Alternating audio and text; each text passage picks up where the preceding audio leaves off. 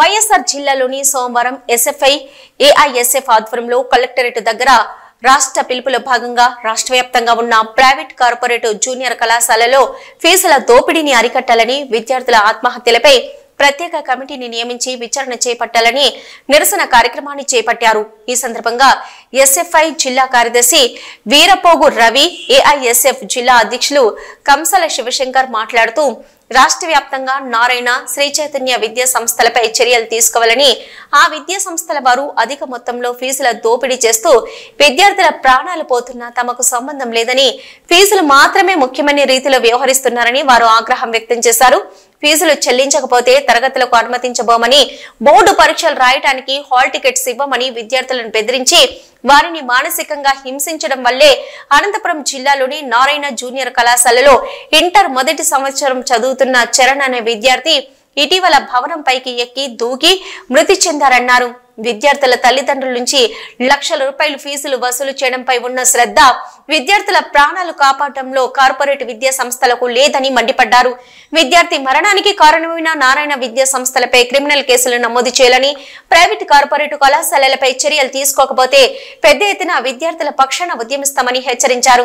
అనంతరం వారు జిల్లా కలెక్టర్ శ్రీధర్కు వినతి పత్రాన్ని సమర్పించారు। కార్యక్రమంలో ఎస్ఎఫ్ఐ జిల్లా ఉపాధ్యక్షులు రాజశేఖర్ రెడ్డి, జిల్లా కమిటీ సభ్యులు అభినయ్, నగర అధ్యక్షులు సుమంతు, ఏఐఎస్ఎఫ్ జిల్లా సహాయ కార్యదర్శి చంద్ర, అరుణ్, నగర ఉపాధ్యక్షులు Ashok, Akira, Nandan, Rajesh, Mastan, SFI AISF నాయకులు ఉదయ్, నిత్య, సల్మన్, సాయి కృష్ణ తదితరులు పాల్గొన్నారు।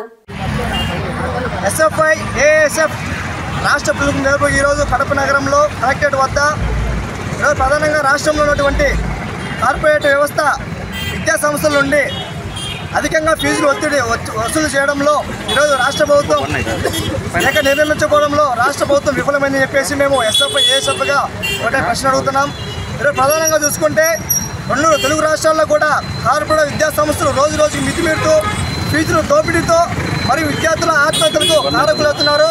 కనీసం మొన్న 3 రోజుల క్రితం జరిగేటువంటి అనంతపురంలో ఏదైతే నారాయణ బాయ్స్ హాస్టల్లో సంబంధించినటువంటి విద్యార్థి చనిపోవడం జరిగింది।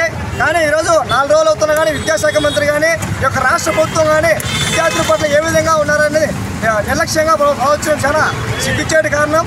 ఈరోజు మేము ఎస్ఎఫ్ఐ ఏఎస్ఎఫ్ ఒకటే సూటిగా అడుగుతున్నాం। ఈరోజు ప్రధానంగా మీకు ఎంతోమంది విద్యార్థులు యువకులు అందరూ ఓట్లేసి ఉంటారు।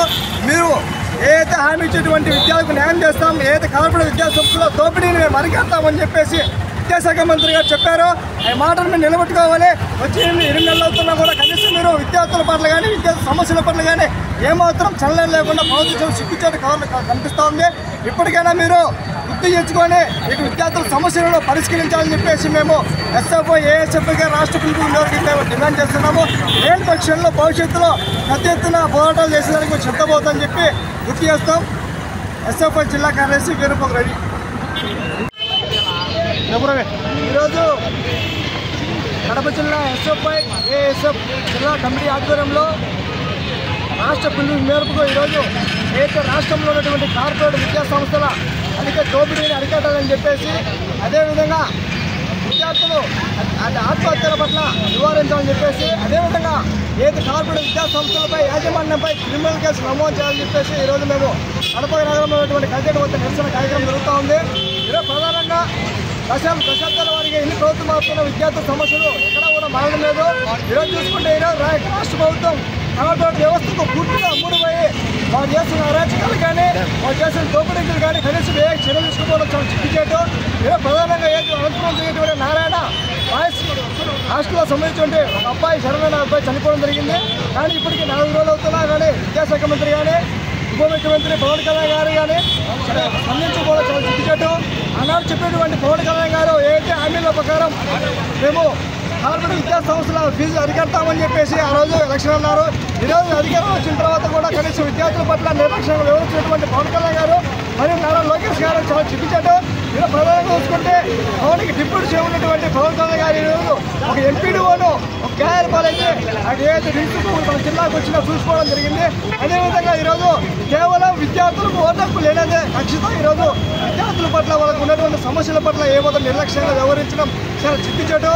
ఇప్పటికైనా కూడా డిప్యూటీ సీఎం పవన్ కళ్యాణ్ గారు మరియు విద్యాశాఖ మంత్రి నారా లోకేష్ గారు ఇప్పటికైనా కళ్ళు తెరుచుకొని ఏవైతే విద్యార్థులకు ఉన్నటువంటి సమస్యల్లో ప్రతి ఒక్కరు కూడా మీరు స్పష్టం చేసి వాళ్ళకి ఏదైతే ఉన్నాయో పరిష్కరించాలని చెప్పేసి ఏఎస్ఎఫ్ఐగా డిమాండ్ చేస్తున్నాము.